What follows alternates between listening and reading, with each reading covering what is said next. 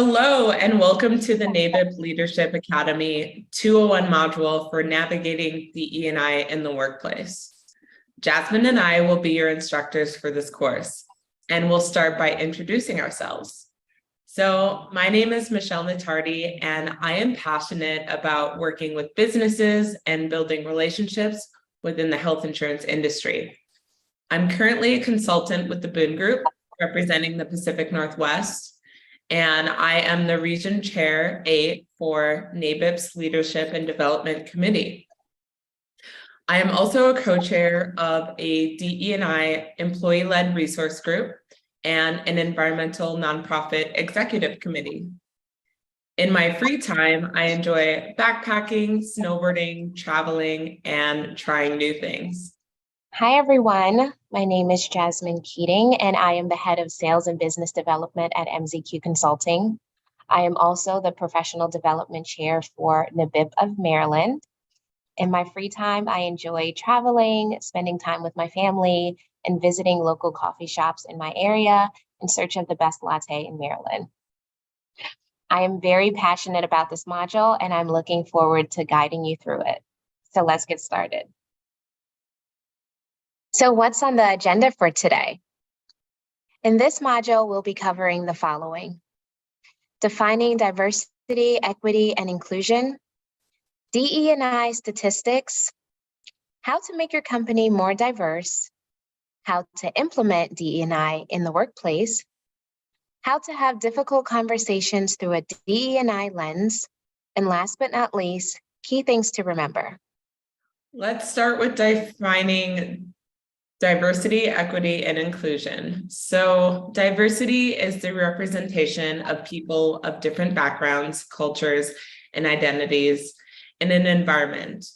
It includes factors such as age, race, gender, ethnicity, sexual orientation, physical ability, religious beliefs, and economic status. Equity is the fair and just treatment of all individuals, regardless of background or identity. It seeks to create an environment where everyone has equal access to resources, opportunities, and rewards. Inclusion is an active process of creating a sense of belonging and value for everyone in an environment.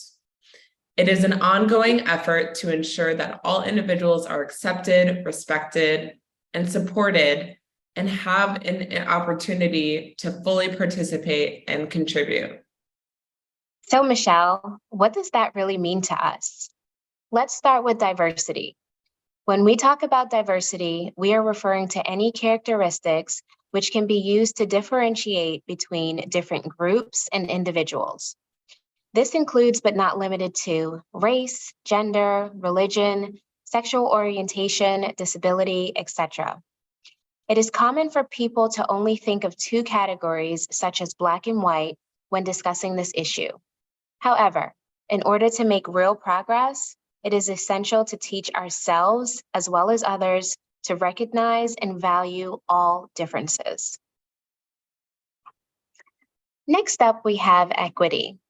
It is important to note that equity is not the same as equality. Treating others equally entails treating everyone in the same manner.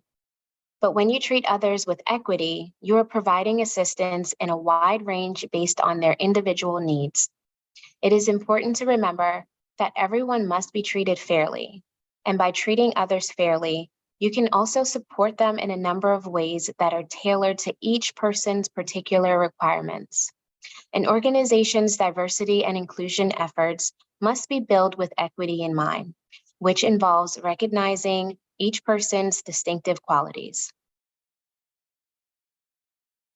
Lastly, we have inclusion. Inclusion is the feeling of being valued, being respected, and supported at work.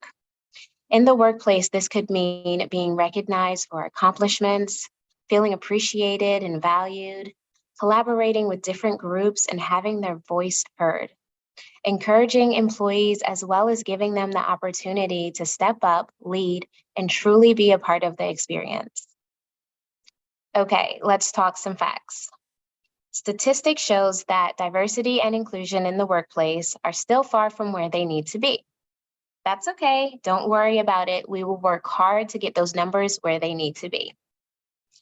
76% of employees and job seekers say diversity is important when considering job offers.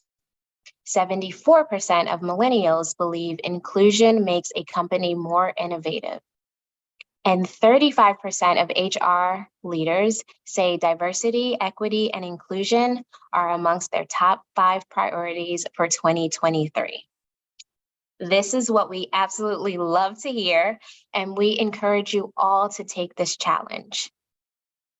So statistics for racial and ethnic diversity in the workplace for the USA.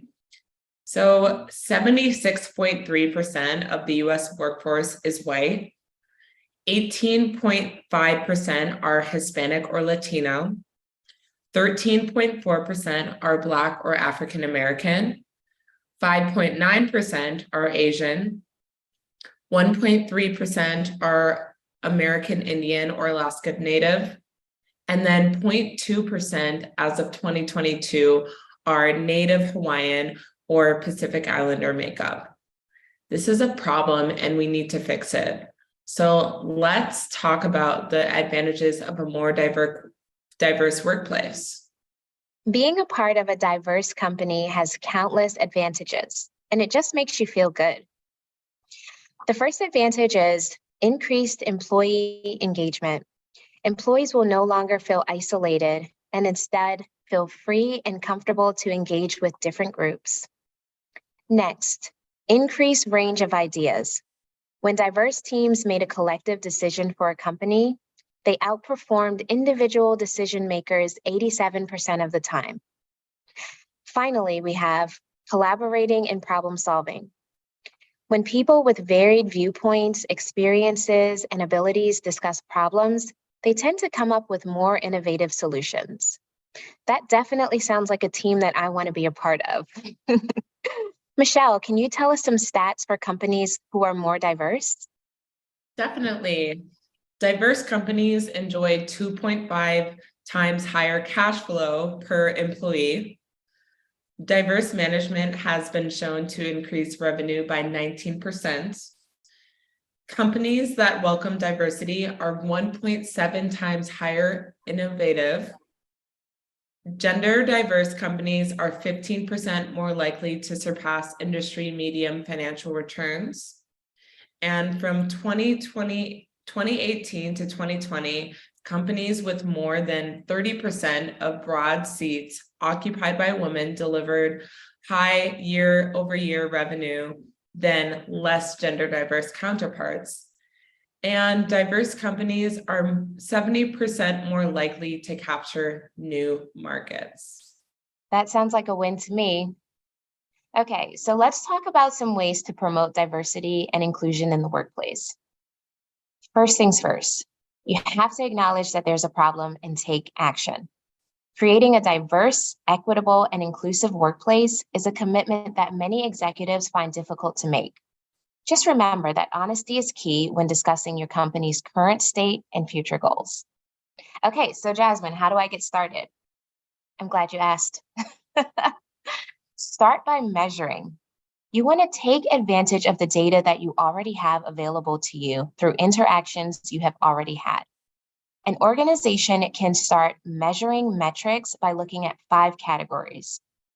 The categories are recruitment, retention, advancement, representation, and compensation. The data collected from each category can be utilized to design an action plan, set realistic DE&I goals, promote transparency, and establish accountability. You will also be able to track your progress, and that information will reveal your success, as well as any improvements that need to be implemented within your organization. Next, strategic planning and holding yourself and team members accountable for it. Make this a top priority. Create a vision, mission statement, goals, and a plan of action. What is your approach and how will you achieve your objectives? If you're having a hard time or feeling stuck, you should consult with a professional who is well-versed in DE&I. Make sure you check in on a regular basis just to make sure things are going smoothly. Set milestones and establish expectations. Also, remember to share your success with your team, no matter how small it is. Okay, so let's talk about ERGs and why they are so important. Employee resource groups, also known as ERGs, are voluntary employee-led groups that support diversity and inclusion in the workplace. These groups typically align with your organization's visions, values, goals, and objectives. ERGs often represent underrepresented groups, such as minority ethnic groups, individuals with disability, veteran support groups, LGBTQ+ groups, and many more. ERGs facilitate communication amongst coworkers who share common interests. They foster a sense of belonging, which can aid individuals in discovering their purpose and gaining confidence at work. Having ERGs at your company can also help with employee engagement, development, and retention by providing a wide range of perspectives that can be used to inform business policies and procedures. Furthermore, it allows employees to feel appreciated, recognized, and connected. Some ideas to get ERGs started include gaining the support of top-level management, analyzing your company's needs and defining goals, create groups and arrange meetings, maintain support, and monitor your advancement. In order for this to be successful, ERGs must be supported and sponsored by executives. Executives must provide guidance to ensure that ERG initiatives are linked with business objectives in order to provide long-term value for the organization. Next, make inclusivity a part of your values. Your company's values typically sum up your culture, as well as how you act, think, and treat others. Including inclusivity into your core values will make a significant difference in your organization's culture. Reiterating your strategy during team gatherings, events, and all-hands meetings will really put this mission into action. It will. This communicates to your staff that you take this implementation of diversity and inclusion in the workplace seriously. And that's what we want. It's our goal. Please note, DE&I is not to be viewed as a trend, but rather as a cultural shift linked to your company's foundational principles. Moving forward, you want to hire with intention. Okay, I'm going to say that one more time. Hire with intention. Diversity and inclusion at your business will be shaped by the people you hire moving forward, but also by your current workforce. Avoid the temptation to hire people who are familiar. Y'all know what that means. When you're recruiting new staff members. While it makes for easier relationships and easier transition, less discomfort, your business really needs a range of abilities, viewpoints, personalities, and behaviors. Understanding that a person's unique experience and natural strengths make them a worthwhile candidate. Next, you want to create a safe space for all. Here are a few recommendations. Start with building trust with your employees. Be consistent. Encourage dialogue and keep the lines of communication open. Establish emotional connections and show general interest. Don't be afraid to have uncomfortable discussions. Ask for feedback and ask questions. Show and demonstrate your support for your employees when necessary. If you implement some or all of these recommendations, I promise you, you will begin to see change. Next up, we have encourage employee interest groups. Okay, so this is such a good one, and I feel like everyone should be implementing this. If you are implementing this, kudos to you. All right, so you want to educate yourself and your team on how to become an inclusive leader. Invite guest speakers or personal trainers to lead training sessions and events for the organization. Make this a regular part of your monthly personal and professional development. Always ask your team for feedback about the meetings and events. You can also conduct anonymous corporate surveys to learn more about their experience. And finally, this is my favorite part. Share the power. If DE&I is important to you and your company, you must train and encourage your employees to lead. By empowering your employees to participate in your DE&I initiatives, you will create a culture that reflects your organizational values.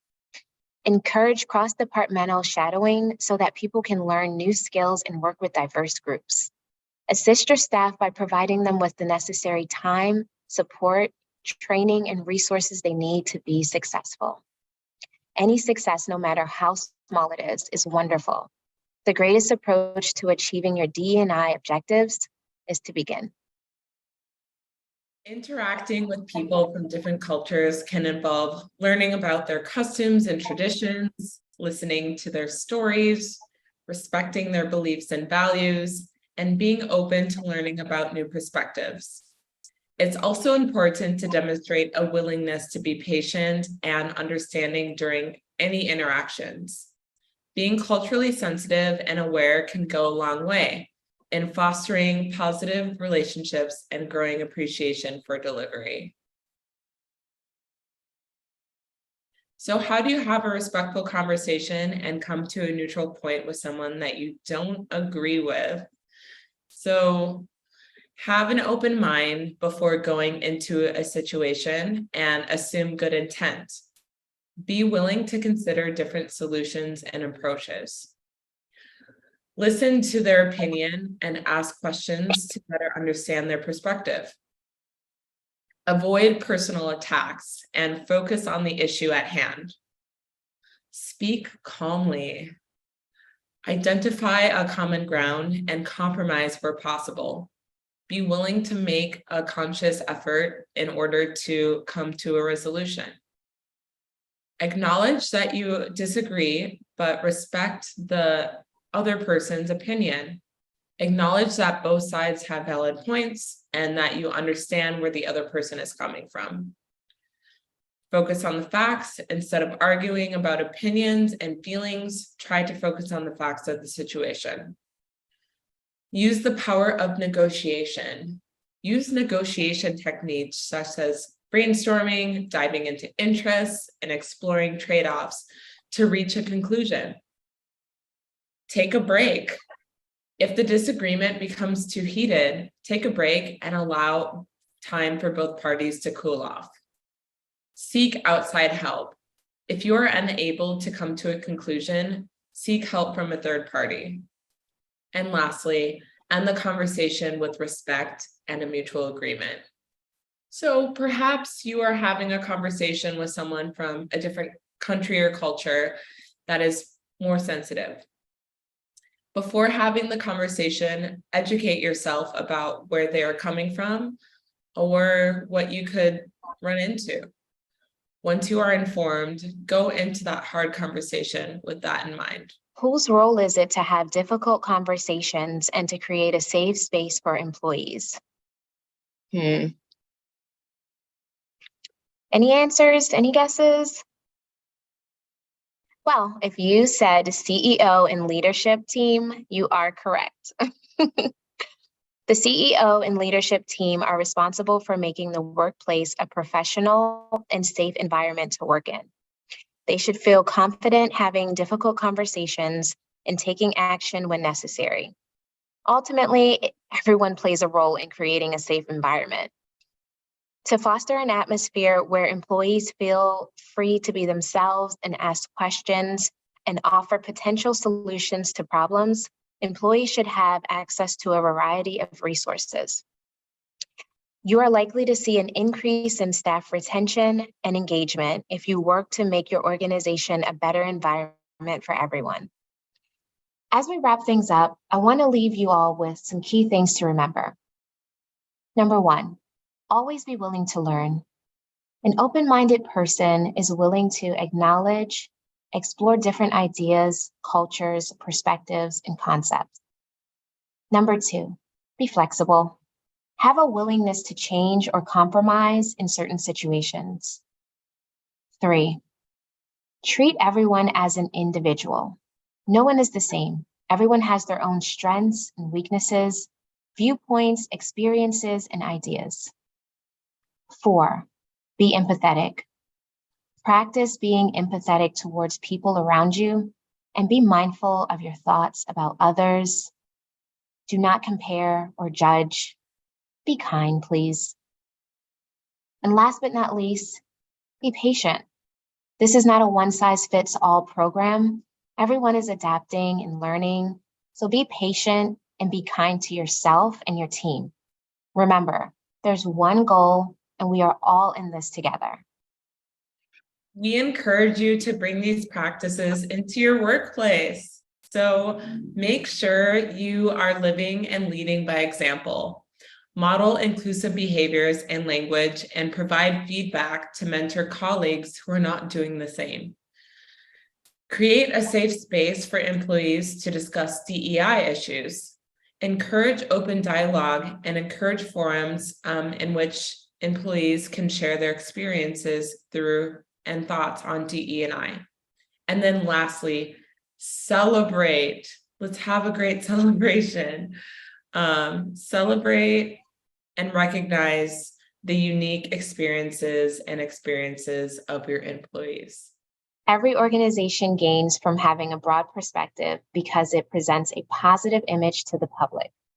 If this inclusive strategy is used, I guarantee employee productivity, service quality, clientele, and business probability will all increase. We recognize that this is not a short-term endeavor. This is a commitment that will need your time and effort. Michelle and I are happy to support you in any way through this process with any resources you need, even if you just need to chat. Thank you so much for attending our module. Have a great week. Thank you.